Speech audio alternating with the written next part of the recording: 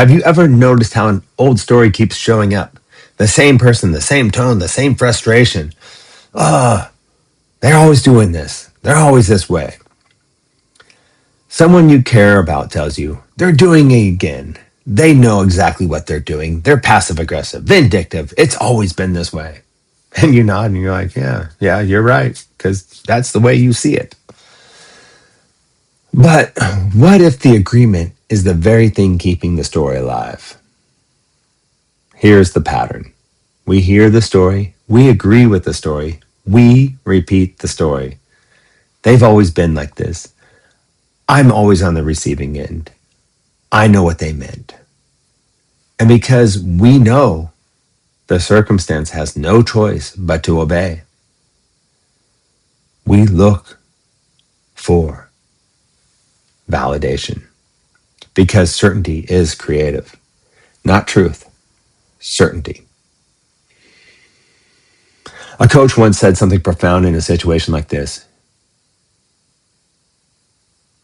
You may want to leave this alone right now because the next level requires 100% responsibility. Not responsibility for fixing the other person, responsibility for how you are being with what you perceive. Because the next level isn't about changing them. It's about not locking them into who they used to be and not locking yourself there either. There's a trap we don't notice. And I always say this is the most dangerous words in the human language. I know they meant it that way. But what if that's not knowing? What if that's remembering? Remembering who they used to be. Remembering how it used to feel. Remembering an old emotional program. And then you're replaying it word for word, tone for tone, again and again. Even if maybe they even changed, maybe they didn't mean it that way, but you're still perceiving it that way because that's the pattern you're used to. So here's a softer, more powerful way to relate. Instead of, they're doing this, blah, blah, blah, try. It feels like it landed that way. Instead of, I know what they meant, try. Is this an old story or a fresh moment? That tiny shift keeps the field open because the moment you decide what something means, you collapse all other possibilities. What possibility are you creating?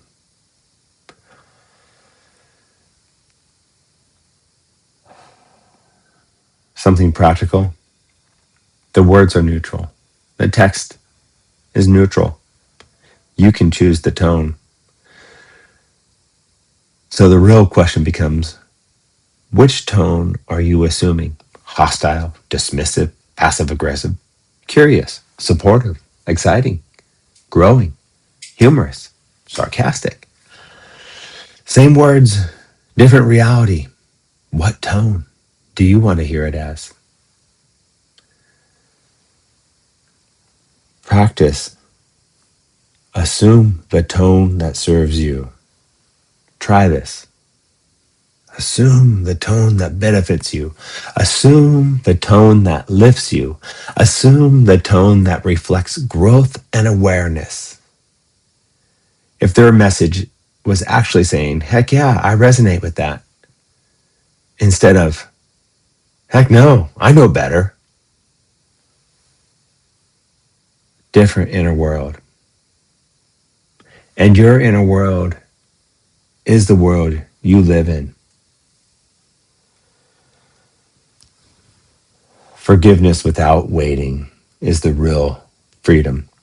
You don't need them to apologize in order to forgive. You don't need them to change in order for you to change states. Forgive their past version. Forget who they used to be. Assume who they are becoming. Assume who you want them to become. That assumption is creative love. And yes, this can take time, or it can happen right now. You are now the version of you who interprets life for your highest good.